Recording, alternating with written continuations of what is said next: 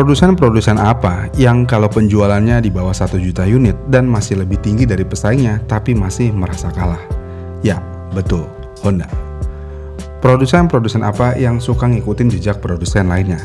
Ya, betul, Honda. Produsen-produsen apa yang motor mahalnya bisa kalah laku dari motor murahnya? Ya, betul, Honda Vario 125 dan Vario 160. Produsen-produsen apa yang inovasinya sedikit tapi tetap laku banget di Indonesia? Ya, lagi-lagi jawabannya betul, Honda. Honda memang segala-galanya di pasar Indonesia. Mereka akan selalu berusaha mendominasi pasar apapun kondisinya. Menariknya adalah ketika mereka mendominasi, tapi terkadang hal tersebut masih tidak bisa memuaskan hasrat mereka. Misalnya nih, Honda Vario 160. Honda Vario 160 memang penjualannya biasa aja bagi Honda, karena motor ini hanya terjual kurang lebih di 500.000 unit aja per tahunnya. Ya, angka ini biasa aja bagi Honda, luar biasa bagi Yamaha, dan sangat-sangat luar biasa bagi Suzuki. Kenapa? Ya, Suzuki Brookman aja laku 3.000 unit per bulan udah bisa masuk berita kalau penjualan Suzuki naik. Sedangkan Honda yang bisa menjual ratusan ribu sampai jutaan unit per tahunnya, diam-diam aja itu berita. Iya kan? Jadi ya, angka tersebut biasa aja bagi Honda. Menariknya adalah Honda Vario 160 memang bukan motor tulang punggung untuk Honda saat ini. Dan bisa dikatakan juga Honda Vario 160 adalah motor blundernya Honda. Kenapa? Ya karena pakai ISAF.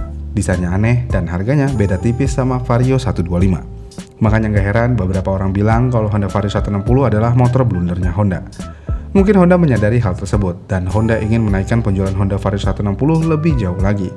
Dan diketahui, beberapa bulan terakhir, Honda sedang mempersiapkan Honda Vario 160 yang baru, yang katanya rangkanya nggak pakai ISAF lagi. Lah, kenapa nggak pakai ISAF? Sadar ya, ISAF juga inovasi blunder. Mungkin. Kemudian tampilannya juga akan dirubah secara total. Dan katanya juga, usut punya usut, decknya nggak rata lagi. Pengen kayak PCX ada gundukan tengahnya. Kok kayak PCX? Kayak Aerox maksudnya. Iya kan? Sayangnya walaupun berita tersebut sudah ada, bocoran desain dan lainnya masih belum kelihatan hilalnya sama sekali. Tapi di bulan Maret tahun 2026, Honda tiba-tiba mematenkan Honda Airblade 160 dan semuanya udah ada nomornya. Ya, udah resmi banget nih, Honda Airblade udah terdaftar di Indonesia. Menariknya adalah, Honda Airblade ternyata memiliki mesin dan performa yang sama dengan Vario 160 yang udah ada di Indonesia.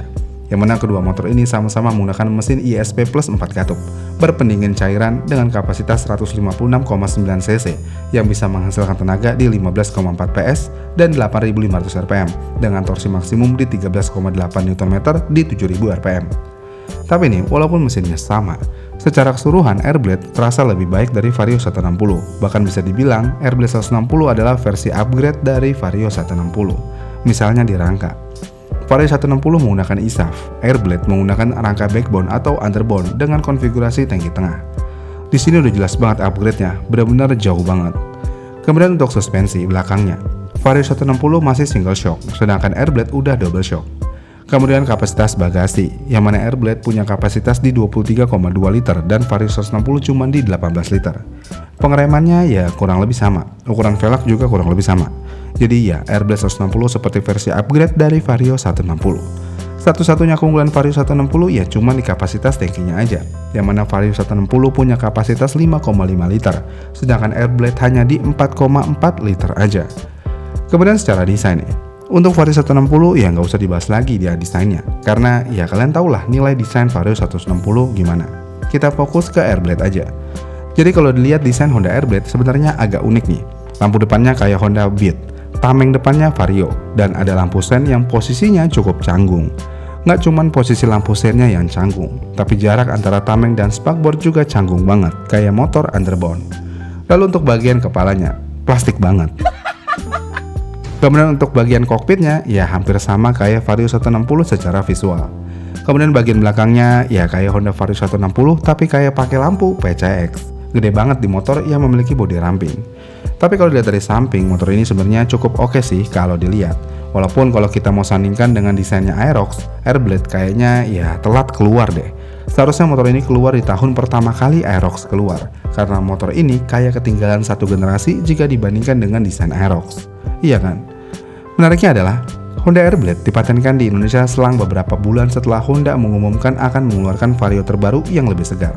Pertanyaannya, apakah Vario 160 benar-benar disegarkan dan didesain ulang? Atau Honda Indonesia akan memasukkan airblade dan menggunakan nama Vario? Jika dilihat dari rekam jejaknya Honda, sepertinya airblade 160 ini akan menggantikan Vario 160. Kenapa? Ya karena hal ini jauh lebih mudah dilakukan daripada harus merubah konstruksi motor yang sudah ada. Apalagi nih ya, rangka ISAF benar-benar akan ditinggalkan di Vario 160, yang berarti Honda harus melakukan riset secara menyeluruh jika ingin merubah rangka di motor tersebut. Terlebih lagi, rangka apa yang akan digunakan? Apa mungkin rangka khusus Vario 160? Dan jika mengingat Vario 160 bukanlah motor tulang punggung Honda, sepertinya menurut keyakinan saya, Honda tidak mau repot-repot dan buang-buang uang untuk meriset satu rangka hanya untuk digunakan satu jenis motor, dan motor tersebut bukan tulang punggung perusahaan. Belum lagi kalau kita melihat arah Honda saat ini kemana, yang mana Honda ingin menggunakan multi-platform di beberapa motornya.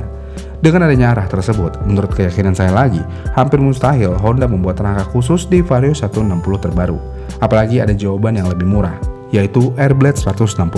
Dan uniknya lagi adalah, airblade 160 sudah menutupi hampir semua kekurangan Vario 160. Decknya nggak rata karena tangki tengah, suspensinya udah 2, desainnya ya lebih baik dari Vario 160 sekarang.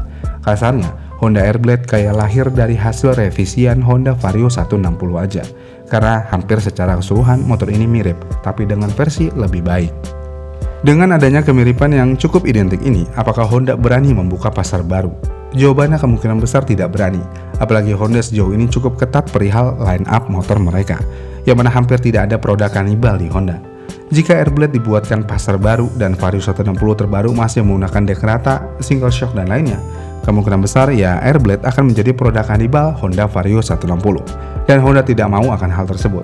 Jadi ya, jika Honda Airblade 160 masuk ke Indonesia, kemungkinan besar motor ini akan jadi pengganti Vario 160. Dan Vario 160 akan berubah secara keseluruhan dan Vario 160 akan naik kelas. Gini dong, masa iya mesinnya udah 160 tapi masih deck rata? Malu dong sama Yamaha Lexi, iya kan? Namun yang perlu digarisbawahi di sini adalah terkadang Honda mengeluarkan motor baru dengan harga yang nggak kira-kira mahalnya. Bayangin aja, jika Honda Vario 160 yang memiliki sejuta kekurangan ini sudah dijual dengan harga 28-31 jutaan, Honda Airblade akan dijual berapa? Kalau menurut keyakinan saya nih ya, Honda Airblade mungkin akan dijual mulai dari 30-40 juta rupiah. Karena percaya atau tidak, Honda Airblade 160 akan masuk ke Matic Premium. Dan di segmen ini, jika motor tersebut laku, Honda juga akan memberikan fitur yang gak penting-penting banget tapi keren, yaitu roadsync. Jika Airblade 160 menggunakan roadsync, ya motor ini akan memiliki harga sampai 40 juta rupiah. Ya sama aja kayak Aerox Turbo, harganya benar-benar mahal banget, tapi setidaknya selain layar TFT, di Aerox Turbo punya fitur turbo, sedangkan di Airblade ya nggak ada. Terakhir, apakah motor ini bisa bersaing dengan Aerox? Untungnya motor ini keluaran Honda, dan udah pasti penjualannya akan di atas Aerox. Walaupun secara desain dan fitur mungkin banyak yang lebih suka Aerox, tapi kalau perihal kredit, ya tentu aja lebih mudah di Airblade. Itulah faktor utamanya. Namun semua ini masih spekulasi karena yang kita tahu Honda sebagai perusahaan multinasional biasanya akan selalu mematenkan produknya di negara manapun dengan tujuan tertentu. Jadi walaupun sudah dipatenkan, belum tentu motor tersebut akan masuk ke negara tujuan. Tapi kalau perihal Airblade dan katanya Vario 160 akan ada pembaharuan yang signifikan, saya cukup yakin sih Airblade akan masuk untuk menggantikan Vario 160. Soalnya kalau dicocoklogikan, semuanya terkesan relevan. Gimana nih menurut kalian? Apakah Airblade akan masuk atau tidak? Komen di kolom komentar di bawah ya, dan sampai jumpa di video selanjutnya.